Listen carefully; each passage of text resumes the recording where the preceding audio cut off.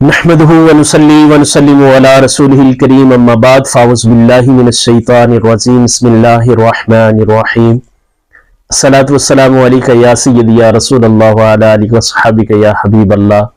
کیسے ہیں آپ؟ امید کرتا ہوں آپ سب ٹھیک ہوں گے، جہاں رہیں خوش رہیں، آباد رہیں، ہمیشہ ہنستے مسکراتے رہیں، خوشیاں اور خوشحالیاں آپ کا مقدر ہو۔ رمضان المبارک کے پیارے پیارے ایام چل رہے ہیں جن میں تمام مسلمان بالخصوص شاہکار مصطفیٰ روزے رکھتے ہیں اور ان کے ظاہر ہے پھر مسائل بھی ان میں ہوتے ہیں، تو جن کا سیکھنا ہم پر فرض ہے، ضروری ہے۔ تو آج ہم روزے کے حوالہ سے روزے کو توڑنے والی کچھ چیزوں کا ذکر پڑھیں گے۔ تو چلیے شروع کرتے ہیں اپنی اس ویڈیو کو۔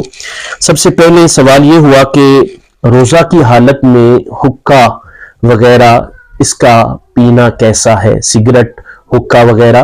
تو یاد رہے کہ حقہ اور سگریٹ وغیرہ پینے سے روزہ فاسد ہو جاتا ہے، اگرچہ جتنی مرضی احتیاط کی جائے کہ اس کا دھواں حلق تک نہیں جائے گا، بہرحال چلا ہی جاتا ہے، تو حقہ یا سگریٹ پینے سے بہرحال روزہ فاسد ہو جائے گا۔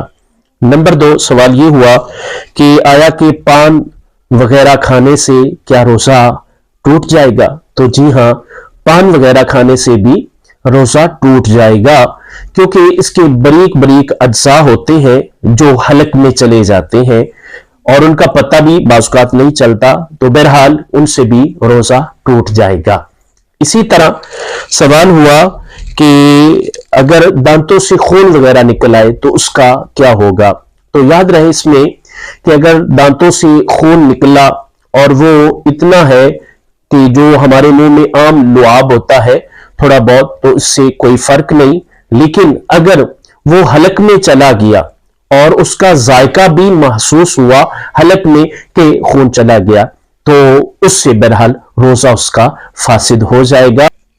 اسی طرح سے ایک اور سوال ہوا کہ دوران وضو اگر کولی کرتے ہوئے پانی حلق میں چلا جائے تو اس کا کیا مسئلہ ہے؟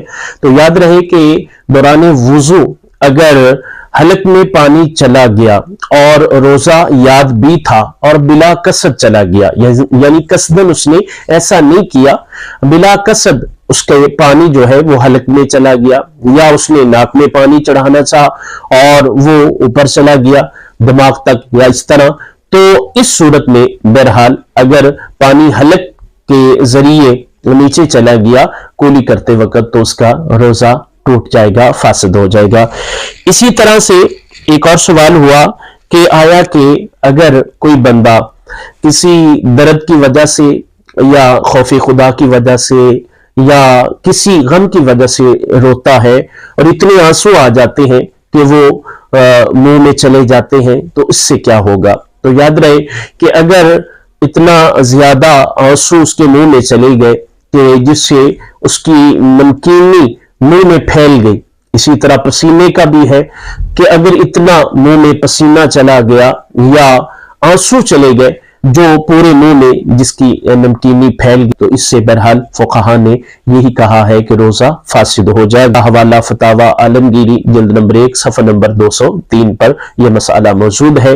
تو آج ہم نے روزے کے مفسدات تقریباً 5 پڑھے۔ انشاءاللہ الکریم نیکسٹ ویڈیو میں ہم روزہ میں کچھ ایسے کام جو عوام میں عام مشہور ہوتے ہیں کہ جن سے روزہ فاسد ہو جاتا ہے لیکن اس سے روزہ فاسد نہیں ہوتا، تو روزے کو نہ توڑنے والی ایسی چیزوں کا ہم ذکر کریں گے جن سے روزہ نہیں ٹوٹتا، تو ان کی طرف بڑھیں گے۔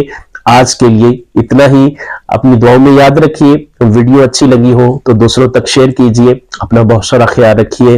ملتے ہیں نیکسٹ ویڈیو کے ساتھ۔ اگر آپ نئے ہیں چینل کو سبسکرائب فرمائیں، نیکی کے کاموں میں ہمارا ساتھ دیجئے۔ اللہ حافظ۔